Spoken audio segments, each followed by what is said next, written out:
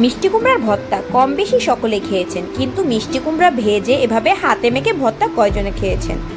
আসসালামু আলাইকুম, চলে আসলাম আরেকটি নতুন ভিডিও নিয়ে। আজকের ভিডিওতে আপনাদেরকে তৈরি করে দেখাবো ভিন্ন স্বাদের মিষ্টি কুমড়ার ভাজা হাতে মাখা ভর্তা।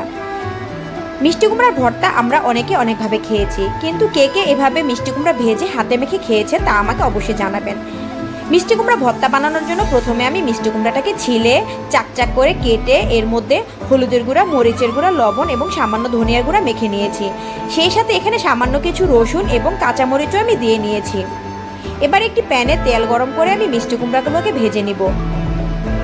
এভাবে স্লাইস স্লাইস করে মিষ্টি কুমড়া ভাজা খেতে অনেক মজা, কিন্তু এটা আমি ভাজা খাবো না, এভাবে ভেজে এটাকে হাতে মেখে ভর্তা বানাবো। এক সাইড হয়ে গেলে এবার আমি উল্টিয়ে অন্য সাইডও ভেজে নিব। নরম নরম করে মিষ্টি কুমড়াগুলোকে আমি ভেজে নিব। সেই সাথে আমি এই রসুন এবং কাঁচামরিচটাকেও ভেজে নিব। কাঁচামরিচের মাথাটা আমি সামান্য চিড়ে দিয়েছি, কারণ কাঁচামরিচটা আস্ত দিলে তেলের মধ্যে যখন দেওয়া হয় কাঁচামরিচটা ছিটে গায়ে চলে আসে।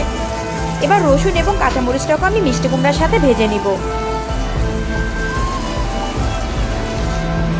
আমার এগুলো ভাজা হয়ে গেছে, এবার চুলা থেকে নামিয়ে নিব। তো যারা আমার ভিডিওটি দেখছেন প্লিজ আমার পুরো ভিডিওটি দেখবেন এবং আমার চ্যানেলটিকে সাবস্ক্রাইব করে দিবেন। যারা ফেসবুক পেজ থেকে দেখছেন প্লিজ আমার পেজটিকে একটু ফলো দিয়ে রাখবেন। ঠান্ডা হলে এবার রসুন এবং কাঁচামরিচটাকে আমি হাত দিয়ে ভেঙে নিব। সেই সাথে মিষ্টি কুমড়াটাকেও হাতে মেখে নিব। এবার এর মধ্যে আমি দিয়ে দিব ভেজে রাখা শুকনা মরিচ এবং সামান্য লবণ। আমি মিষ্টি কুমড়া ভাজার সময় লবণ দিয়েছি, তাই লবণের পরিমাণটা এখন কম দিব। এখানে ঝালটা আপনাদের ইচ্ছে মতো দিতে পারেন, যে ঝাল কম বা বেশি যে যেমন খেতে চান সেভাবে ঝাল অ্যাড করে নিতে পারেন।